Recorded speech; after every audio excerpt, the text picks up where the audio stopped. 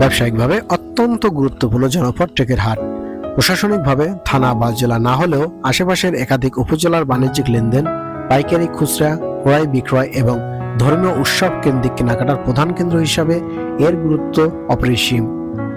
বিশেষ করে ঈদ, কোরবানি ও পূজা পার্বণের সময় এখানে মানুষের ঢল নামে, পা ফেলার জায়গা থাকে না। কিন্তু চলতি বছরে রমজানের শুরুতেই টেকেরহাটের অন্যতম গুরুত্বপূর্ণ সড়ক মিল্কভিটা রোড সম্পূর্ণভাবে ফুটপাত দখলের কবলে পড়েছে। সড়কের দুই পাশের ফুটপাত ছোট ছোট অস্থায়ী দোকানে ভরে গেছে, ফলে ঈদের কেনাকাটায় আসা ক্রেতারা বাধ্য হয়ে ঝুঁকি নিয়ে মূল সড়ক দিয়ে চলাচল করছেন। এতে যে কোনো সময় বড় ধরনের দুর্ঘটনার আশঙ্কা তৈরি হয়েছে।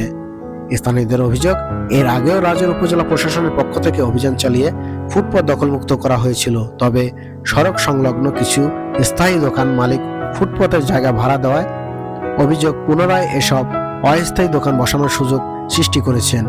ফলে প্রশাসনের পূর্বের উদ্যোগ স্থায়ী সমাধান পায়নি। আরও উদ্বেগের বিষয় হলো, ফুটপাত দখলের কারণে ভিড়ের মধ্যে সামান্য ঘটনা ঘটলেও ক্রেতাদের হেনস্থা বা অপ্রীতিকর পরিস্থিতির শিকার হওয়ার আশঙ্কা থাকে। এতে আইন শৃঙ্খলা পরিস্থিতিও অবনতির ঝুঁকিতে পড়তে পারে। এদিকে যানজট পরিস্থিতিও দিন দিন ভয়াবহ আকার ধারণ করেছে। বিশেষ করে টেকেরহাট হ্যামিল্টন ব্রিজে নিচ থেকে এবং মিল্কভিটা রোডের প্রবেশ পথে নিয়ন্ত্রণহীন থ্রি হুইলার চলাচলের কারণে যানজট বাড়ছে।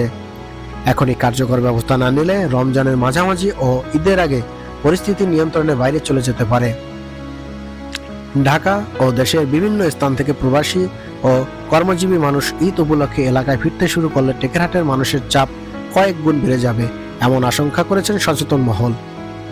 এখনই করণীয়, জরুরি ভিত্তিতে মিল্কভিটা রোডের ফুটপাত দখলমুক্ত করা, ফুটপাত ভাড়া দেওয়ার অভিযোগ তদন্ত করে প্রয়োজনীয় ব্যবস্থা গ্রহণ এবং হ্যামিল্টন ব্রিজ সংলগ্ন এলাকায় থ্রি হুইলার নিয়ন্ত্রণ ও ট্রাফিক ব্যবস্থাপনা জোরদার, নিয়মিত মোবাইল কোড ও মনিটরিং কার্যক্রম চালু রাখা, টেকেরহাটের সার্বিক নিরাপত্তা, যানজট নিরসন ও ব্যবসায়িক পরিবেশ স্বাভাবিক রাখতে সংশ্লিষ্ট ঊর্ধ্বতন কর্তৃপক্ষের জরুরি হস্তক্ষেপ এখনই সময়ের দাবি।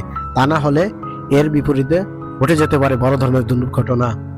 আজকের ভিডিও এখনই শেষ করছি। দেখা হবে নতুন কোনো জায়গায় নতুন কোনো ভিডিওতে।